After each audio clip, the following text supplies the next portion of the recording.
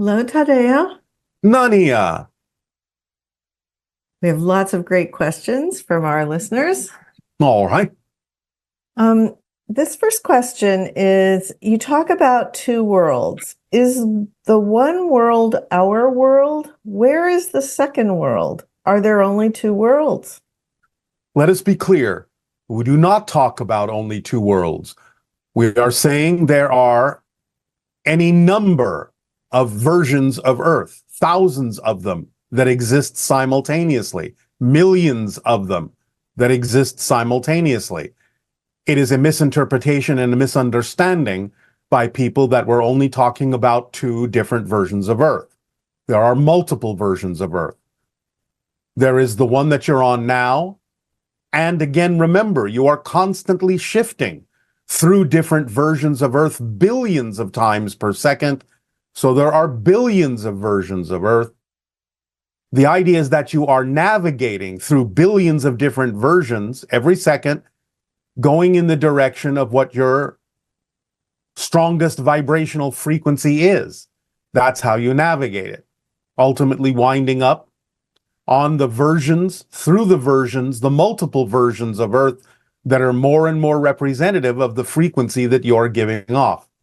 So please understand that even every second, there are billions of versions of Earth. It's not just two. Okay, They thank are you. all here. They are all now, but they are separated by frequency.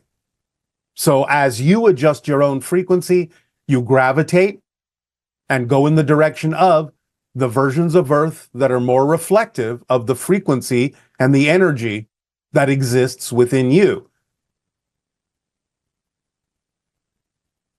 Okay. This question is, can my current identity, as this person's name is Sandy, determine where a counterpart and a member of my oversoul will go? Can I decide while I'm here in physical form where a concurrent version of myself will be born and to who? You Whom? can become aware of that, but you cannot decide that because it has already been decided in your spirit agreement pre-birth. So any counterparts have already made an agreement with you, and you have made an agreement with them to be born in certain places, to have certain incarnational experiences that may overlap your own timeline, your own life. But the idea is that you can become aware of that, but you're not the one determining that. It's already been determined by agreement between you before this life. Are spiritual beings like ascended masters still elevating their own consciousness since they have a knowing they are part of all that is? At that level, or what level, is the edge of consciousness if it's constantly expanding? What is beyond that? It never ends. Beings are always ascending. There is always more to experience. There is no beginning and there is no ending. There is nothing beyond it except more experience, more understanding, different perspectives.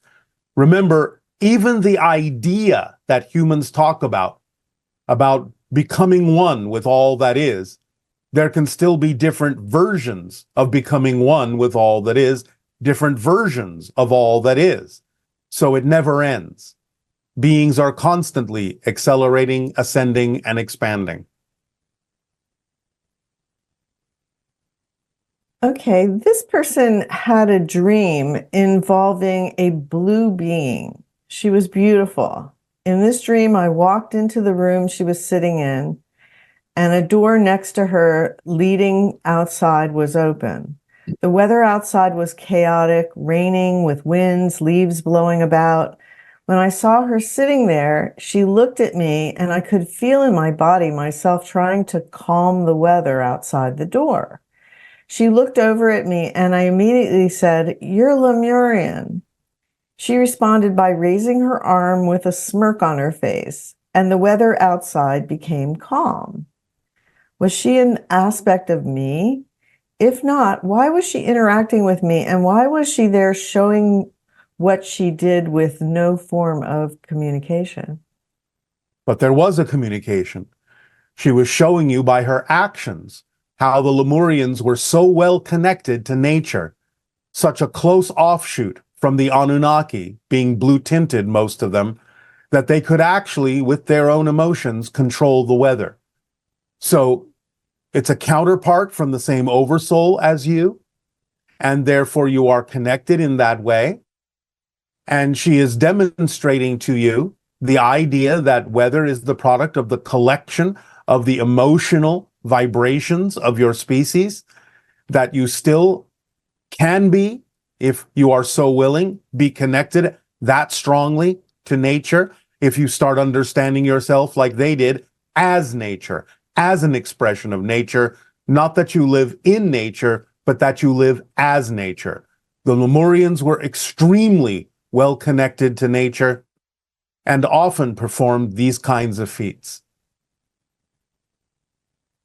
Fascinating. Regarding shape-shifting, how is the process experienced by the individual doing the shifting? If the molecular structure is not changing, are they able to perform feats that characterize that animal, like flying, seeing in the dark, breathing underwater, etc.? Yes. Again, it's not the idea that the form you start with is molecularly changing.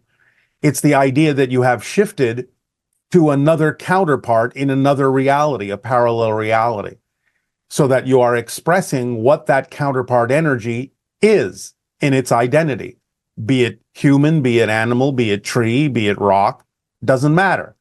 The idea is that from the perspective of the person doing it, they contain an overall understanding of the shift. They maintain a connection to what they started out as an overview. It's like suddenly seeing from the oversoul perspective and allowing them to perceive simultaneously all the different probabilities, all the different projections, all the different extensions of the oversoul, and being able to consciously choose which one they would choose to appear as, which one they would choose to express themselves through. Very similar to the idea, by analogy, of sort of looking through different glasses, trying them on, and knowing that each time you try on a new pair, not only are you seeing a different reality, but you are expressing yourself as the being in that reality in whatever way you've chosen to. So there's an overview, like an oversoul overview for that person, maintaining the general overall perspective. And at the same time, there is the perspective and the experience of shifting to a counterpart in whatever form that counterpart may be expressing itself. This person would like clarification about the process of how we move to a different universe when we change. If I were to see myself as me, living in universe number 813, and then when I change, I'm still me from universe 813, but I've moved to universe 814. My questions are, who takes my place in universe 813? And what was in my place universe number 814 before I got there? You are looking at this concept from a linear perspective, and that is why it seems confusing. The idea is to understand that from the level you're talking about, it's not you, the personality. The idea is that it's you, the bigger being, that is now perceiving through more of yourself. Versions of you are still in 813, while versions of you are also in 814. It's just that you're shifting your perspective, your awareness, in a way that isolates it one universe at a time, the way that you are presenting this. But you are actually experiencing your greater self through all of the universes simultaneously.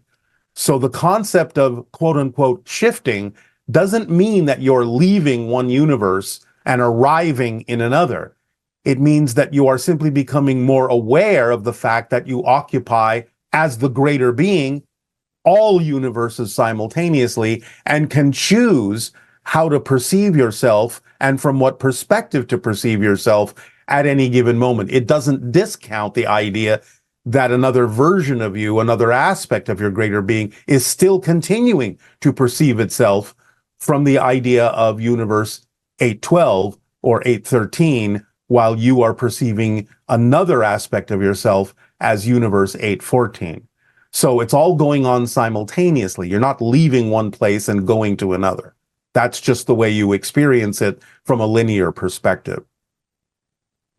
And the bottom line is that basically the consciousness that you perceive as being you is always perceiving itself as being the only one, in a sense. In a Because it's sense, looking through its own personality viewpoint. yes, Right. remember the idea, taking it, so to speak, all the way up the ladder, is the concept that many humans have of blending with God, blending with Source, doesn't mean you lose your identity. It means you see yourself as Source. So the idea is that Source perceives itself as all possible realities, all possible universes simultaneously. So when you talk about the idea of, quote unquote, leaving one universe and going to another, that's not what's really happening. You're just broadening your perspective to see another aspect of yourself from a higher perspective, as from Source. So you understand that there is still going to be a part of you experiencing 813 while another part of you is experiencing 814. It's just that you can also choose to shift your focus or narrow your focus in a way that makes it seem as if you have shifted from one universe to another. But you're existing in all of them simultaneously. And that idea that circumstances don't matter, only state of being matters. That remaining focused on that idea, regardless of what reality you're experiencing, is the ticket to being able to shift to a more preferred physical experience. Yes, in a sense, that's an offshoot of what we're talking about, but not directly involved in what we were just explaining. Okay. Now, this is maybe the same thing. I don't know if you want to expand based on this, but the question is, considering the concept of infinite realities and the billions of frames we experience every second, is it accurate to say that within each person's view of one of those frames, there are infinite possible variations, each representing a different reality? Also, if infinite versions of those frames exist, does this imply that there are endless viewpoints for each frame from everything in existence? Or does it mean that there are infinite frames in relation to my own perspective, or perhaps an infinite multiplication of perspectives based on each individual's viewpoint? Every single viewpoint, every single change is an entirely different frame. So when you say, can one frame have multiple perspectives? No. Another perspective is a different frame. So it's an infinite number of frames. Now, an infinite number of frames may not be relevant for any particular physical life. That could only involve a finite number of frames that are relevant for that life. It doesn't mean an infinite number of frames don't exist. It just may be that the majority of them are not relevant to the finite number that is relevant for that particular life. But in terms of the way that you have, quote unquote, framed that question, pun intended, the idea is to understand that any variation whatsoever, no matter how, quote unquote, small, is a completely different frame. So it's not that one frame has multiple perspectives. Another perspective is another frame. Thank you. That's all I have. Oh, all right. Then we thank you for your interaction. Aveo. Hi, Bashar. I was wondering about a weird dream that I had where I was woken up in the middle of the night, and in the dream I could hear a voice, but it was kind of far away, and the voice would say something, and I would repeat, and they would say something else, and I would repeat, and it was kind of coming closer and closer, almost to the point where I could grasp what it was saying. And right before that, I woke up to a pop or a burst at the end of my bed, and I could feel this pressure wave going through the room from the burst, and it had kind of an electrical energy that was coming from it, and I was wondering, can you tell me anything about what that was? You are interacting with interdimensional beings, spirit guides, even your own higher mind more clearly. You are experiencing the shifting from one reality to another. There are many layers of reality to even what you call physical reality, all the way up to what you call the lower astral, non-physical reality. But sometimes when you experience a calling, when you make a connection to a being on another level of reality, a spirit guide, an extraterrestrial, a higher mind, whatever, you will experience that shift electrically. You will experience a surge of energy that you can interpret as electricity. So that is one way you will experience the idea that you're becoming more consciously aware of the shifting that you're already always going through when you shift from one reality to another billions of times per second. You'll get used to it. Good day, good day. Hello. Nice to talk with you today, Bashar. It is our passion and our pleasure to interact with you as well. What would you like to discuss? Very briefly, I would like to talk about people who identify as wanderers. Yes. You said they're kind of like people like to hop from party to party. Sort of. They don't necessarily make a strong connection to any particular reality. They dip in, but remain mildly detached in a certain way, energetically speaking. So they don't necessarily have to succumb to all of the belief systems of that particular reality. They can observe, they can experience, but they don't get deeply invested in that reality. They're just sort of gathering information like a honeybee going from flower to flower. Oh, got it. So is this kind of like in their soul blueprint or? Yes. Yeah. Okay. Understood. So I also want to say thank you for all of the information and permission slips that you've delivered for about as long as I've been alive. So I've quite enjoyed acting on those. All right. And one of them, the cryptic meditation, I enjoy doing. And I kind of wanted to know the way that they go through, people or hybrids go through the 5 levels. They ingest divinorum, and I was Yes. wondering, as that's because that's necessary to go through the levels, but for a human, For most, yes. yeah, There is no absolute equivalent for humans on your planet at this time, though there are components of it. The divinorum that is mentioned with regard to the hybrids in the future is altered specifically for their physiology. But the idea is that obviously versions of the concept exist in such teachers as ayahuasca and so on and so forth on your planet at this time.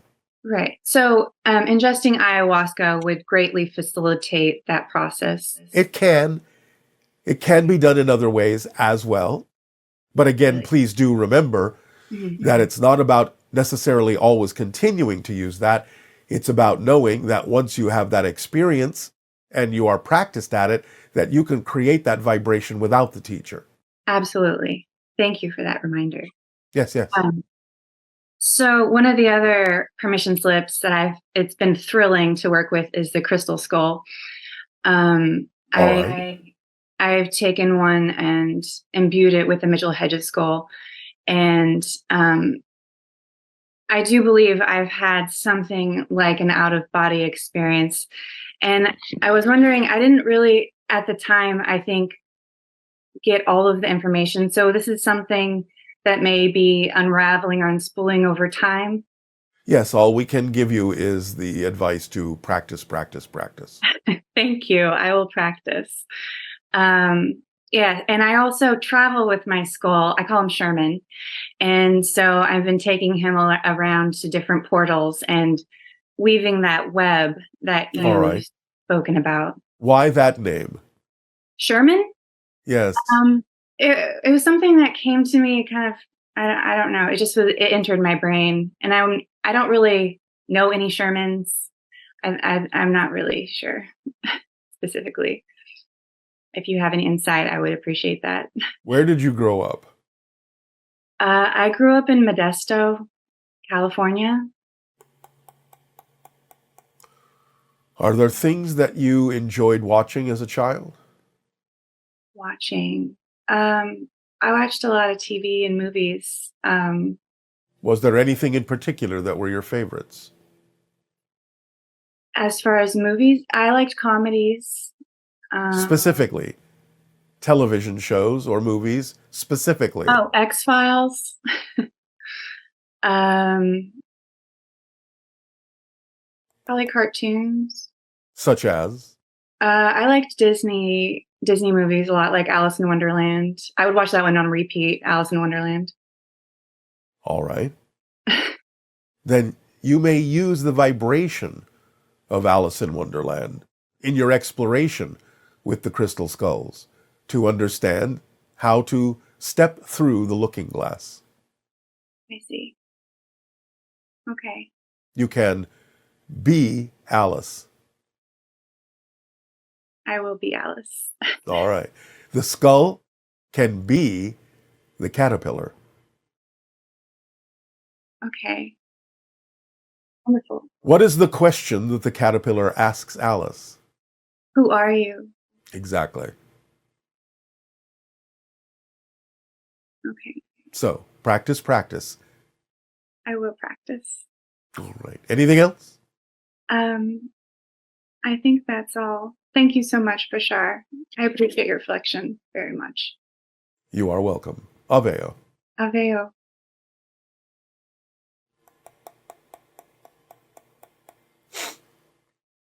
Hi, Bashar. Blessings to you and your family. I have a question. Wife and I are retiring in Philippines next year, and we'd like to build our house close to a vortex. I'm just wondering if there's any vortexes in Zambales, Philippines. That's just north of Manila. Thank you. Yes, any major city is usually placed at least near, if not in, a major vortex, instinctively by humans. That's why they build where they build. That's why they end up where they end up. However, we would suggest that the way things are transitioning, the way vibrations are changing on your planet, that the ones that are most effective are the natural sites around those vortices. So if you're in a more natural area around the main vortex of Manila, then that is more appropriate for you. Good day, good day, good day. It's so nice to finally speak with you. And you as well. What would you like to discuss? I have two things. One is a question about my friend. He's very developed telepathically for over 10 years. He can talk to trees, to non-physical entities, anything. He spent a lot of time upgrading his core energy and everything, but he's burdened by tasks that come to him from higher beings all the time. Why is that a burden? Because physically his body is unwell like 90% of the time. Perhaps they are helping him find his strength. That's what I've been trying to tell him, to be honest. But it's been like 10 years and he's not feeling well almost all of the time. We cannot help you with this. Not at this time. He has to rely on the help he's already getting from the other entities. Thank you. That is still good information. All right. The second thing is about myself. Yes. So just before I ask my question, I just want to say you have my full permission to read anything on me. We get our permission from many different levels of your consciousness, so don't worry about it. Good. So I've managed to develop this, how do I say, power, where I can check things, which you can what? I can check for things in the future, or directly reading someone's, for example, vitamin levels, or all right. Just for example, I knew I will interact with you days before the raffle. All right. Just checked it. Yes, all right. The way this power works is just sensing differences in density. That's all I can Yes, sense. in frequency, yes. Mhm. And in the last 6 or 7 months, I had zero interest in developing it. And I really found the I found real joy and peace living an ordinary life, like an ordinary human doing Yes, that can be done. That can be all the done. little things. Nothing wrong with that. So my question is, I finally feel ready, completely ready to take the next steps on this power. All right. Well, follow the formula and it will lead you to where you need to be. That's what I thought you were gonna say. Yeah. Well, there you go. Okay. It really is that my- simple. I know. I truly understand it. All right. Then what else do you need to know? During the time I found joy in living as an ordinary human, I really, on multiple occasions, I felt like I lived enough, like I experienced everything an ordinary human could experience. Well, then time to become an extraordinary human. Exactly. So I have a invitation for a physical encounter. Yes, all the invitations do exist, but we get to decide when it's appropriate to answer them. Exactly. I don't need you to answer my invitation. I just wanted to offer it, and Your invitation is already received and it will be answered in the appropriate timing. great. Well, all I need to say now is that I have much affection for you, for Daryl, and for everyone involved in delivering your messages. We thank you and our unconditional love to you. Aveo. Aveo. Good day to you, Bashar. My questions are, the first one is, when open or first contact occurs, the notion is that the ETs will bring about advanced medical technology. And I was just wondering if it's going to be that way, and or if they're actually going to remind us how it is that we can heal ourselves. My second question is, this summer I was outside looking at the stars a lot at night, and I noticed a lot of activity in a section of the sky where the Big Dipper is, in the open section of the ladle points out towards a part of the sky where there is a circle of stars. It's not a perfectly round circle, but I was just wondering if there's a portal of some sort in that area of the sky, and if you could just elaborate on what's going on in that area of the sky, if that is true. I am in Wendell, Idaho, if you're needing that for perspective of where I'm talking about. Thank you, and have a great day. Bye. The answer to your first question is yes, to some degree you will be given information about the concept of vibrational and energy healing. There is a portal in the area in the sky that you are calling out. Because your senses have increased to the point where you can start to perceive such things, you are capable of perceiving it. And therefore that's what's going on. Your senses are expanding to where you can see things that were heretofore invisible to you. There's a lot of traffic around your world using different portals for transition between one reality and another, one dimension and another. And you're simply becoming more aware of that. That's what's going on.